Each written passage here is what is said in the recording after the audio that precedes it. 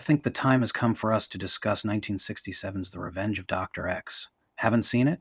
Maybe you know the movie as Venus Flytrap? Still nothing? Oh, I got it. You saw this under the name Body of the Prey? Doesn't ring any bells? Chances are, honestly, that either you haven't seen it at all or that you've only seen the movie on television during the 1980s, or maybe you know it from that time it received the Riff Tracks treatment. It was released on VHS by New Horizons Home Video in 1989, but I can't imagine that your local video store had a copy. None of mine did. So, what is this film? Well, it's an extremely low budget mad doctor and killer plant monster movie, partially set in Japan. The other parts of the movie were shot in someone's basement. Maybe. If you're a fan of 80s no shits given, shot on video, cheap ass horror movies, this may well be Patient Zero. Who directed and stars in the movie? According to the end credits, this was co-directed by Eddie Romero and Gerardo de Leon and stars John Ashley, Angelique Pettyjohn, and Eddie Garcia. Wait, that all sounds awfully familiar. Oh wait, none of those actors are in The Revenge of Dr. X, but they are in Mad Doctor of Blood Island. And that movie was co-directed by Eddie Romero and Gerardo de Leon. What are the chances? Turns out the only surviving print of this movie had the end credits from Mad Doctor of Blood Island spliced onto them. It seems that after touring as a double feature, some projectionist somewhere, either by accident or random mischief, decided to gift Revenge of Dr. X with Mad Doctor of Blood Island's credits. If that doesn't make you yearn for the days of drive-ins and grindhouses, I don't know what will. But it gets worse, or maybe better, because New Horizons released the movie with all of the wrong credits printed on the box.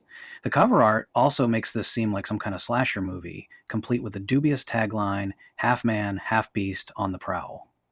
It's about a crazy doctor who turns a plant into a monster to prove some bullshit about evolution. Hijinks ensue. The real father of this film is Norman Earl Thompson, author of a string of pulp novels with titles like Kill Me on the Ginza and Kill Me in Tokyo. I haven't read them, but I also haven't eaten pufferfish. This wasn't Thompson's first rodeo either. He'd previously made 1957's The Bachelor and the Bobby Socker and 1958's The Barbarian and the Geisha. Haven't seen them either because pufferfish. The real reason this thing has any legacy is its disputable relation to Ed Wood Jr. Wood did write a screenplay titled Venus Flytrap at some point in the 50s, but it's unclear if this was actually the basis for The Revenge of Dr. X or not. The movie has a bit of that gonzo Wood charm if you squint a little, but Norman Thompson's directorial style honestly makes Wood look like an auteur. Though shot on film, it has all the flat, faded, and unstable qualities that you'd associate with old videotape. It's an ugly film, to say the least. James Craig, the star of B-movie westerns like Thunder Trail and The Buccaneer, plays the lead. He's not named Dr. X, by the way. No one is. There's no Dr. X in the movie. If you want to see a good film with a Dr. X in it, see Dr. X from 1932, or its somewhat baffling sequel, The Return of Dr. X, starring Humphrey Bogart. There's really nothing to salvage here, but I'll say this unapologetically. I love The Revenge of Dr. X.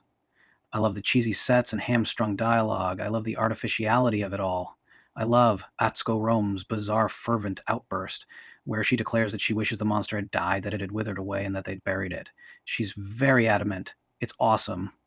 I love the topless Japanese women scuba divers who show up for no real reason at all. And the music. Dear God, the music. Imagine a cross between 60s Doctor Who, electronic lounge, and brain-numbing ambient noise. Add to that the enhancement of multiple generations of shoddy duplication, and what do you have? A movie that sounds as if it were recorded on another planet. It's awful.